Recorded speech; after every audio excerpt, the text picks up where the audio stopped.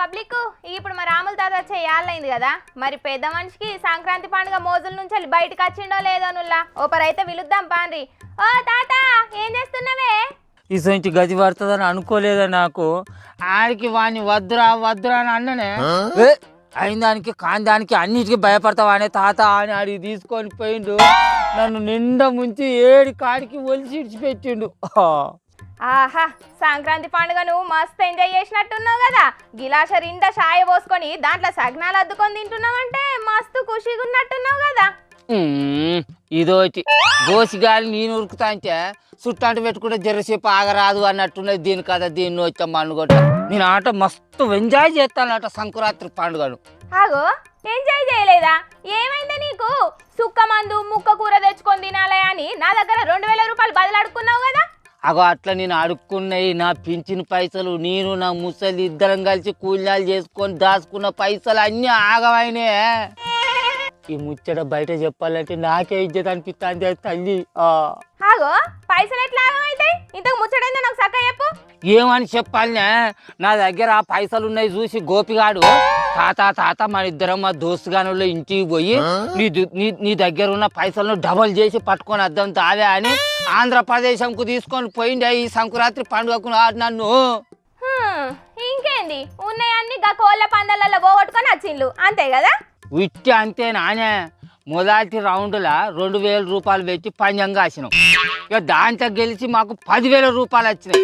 అరే గోపిగా ఈ 10,000 రూపాయలు చాలరా, ఇక ఇంటికి పోదాం పారా అంటే 10,000 రూపాయలు వస్తేనే చాలా, ఈ 10,000కి ఇంకా 20,000 రూపాయలు సంపాదించడానికనే ఇంటికి పోవాలి అని మళ్ళీ రౌండ్లో ఆ 10,000 పెట్టాం. ఆ 10,000కు 20,000 వచ్చినాయి మాకు. గప్పటికన్నా ఇంటికి రాకపోయిండ్లు మరి. వాడేడిన్నాడే ఆ వచ్చిన 20,000 తాపకిన్ని ఉన్నాయి ఊడప్ప అయిపోయినాయి. ఇక ఆఖరికి అరే తాత పోయినాయి అన్న మళ్ళీ రాబట్టుకోవాలని మన పైసలు పోయి వట్టి చేతితో ఇంటికి పోతే ఎట్లా అని నా ఏలుకున్న బటువును వాళ్ళ మెడ మీద ఉన్న బంగారు గొలుసును అన్ని తీసిను మళ్ళా పంజం కాసిండు. అవి పోయినాయి, ఉన్నాయి పోయినాయి, ఉంచుకున్నవి పోయినాయి. ఆఖరికి మా ఒంటి మీది బట్టలు మాత్రమే మిగిలినాయి. చేతిలో సిల్లి గవ్వ లేక ఇంటికి రాలేక ఆడున్నోళ్ళను బస్కి రాళ్ళమందం బిచ్చం ఎత్తుకొని ఇంటికి వచ్చినవే. అవునా, మరి ఏపీ చిన్న సీఎం మన పవనాల్ సార్కు ఫోన్ చేసి చెప్పకపోయినవే? మీకోసానికి ఓ స్పెషల్ బస్ వేసన్నా ఇక్కడికి పంపించేటోడు. అయ్యో బాగా కారటం ఆడబడుతుందేమే బొమ్మ. మాకు బస్సులు ఇచ్చి పంపించేటందుకు మేమేమన్నా దుబాయ్కి పోయి మస్కడ్ గిత్త పోయి ఇరుకపోయినా? మేము పోయిందే అలకదక్కువ జూదాలు ఆడేటందుకాయ. అయితే కదా బుజ్జి, అదే చాయ్ అయిపోయింది, ఇంకింత చాయ్ పట్టుకురాపోయా? చాయ్ తాగినా ఇంకా చాయ్ కావాలి ముసలాడ. చాయ్ కానీ చాయ్ లేదు గీలేదు. అయినా నీకేమందామని గా ఇగురం తక్కువ ఆట కోడి పందాలు పోయినవే, అది మందిని ముంచే జూదం కాదే. ఎమ్మోనే ఆ కోడి పందాల ఆటను ఆనందం కోసం ఆడుకుంటే పర్వాలేదు కానీ ఆస్తులు అమ్ముకొని వచ్చి మరి ఆడతారే ఆ కోడి పందాల ఆటను.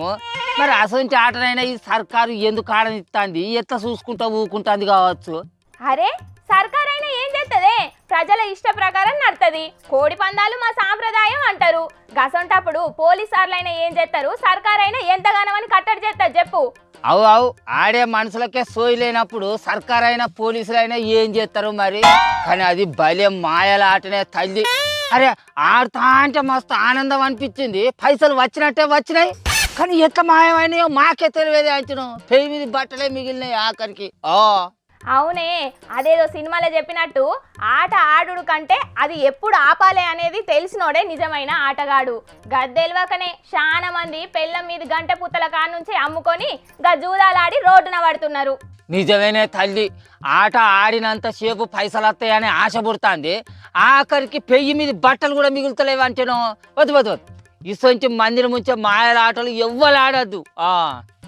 అరే అప్పాలు పోయే పట్టుకరా పోయే పుణ్యం ఉంటది. పేకాట ఆడిందే కాక పైసలు పోగొట్టి ఇంకా నీకు అప్పాలు కావాలి ముసలాడ. అరే ఓ దినాలు తక్కువదానా, నేను ఆడింది పేకాట కాదే కోడి పందాల ఆటనే అంచను. ఏ ఆట అయితే జేబులు ఖాళీ చేసుకునేటందుకు. అవును గాని ముసల్దానికి చెప్పినావా లేదా ఈ ముచ్చట? అరే చిన్నగా మాట్లాడే ఈ ముచ్చట దానికి తెలిసిందే అనుకో. నా బూర్బీకి చారుగాస్తుంది ఎరికేనా?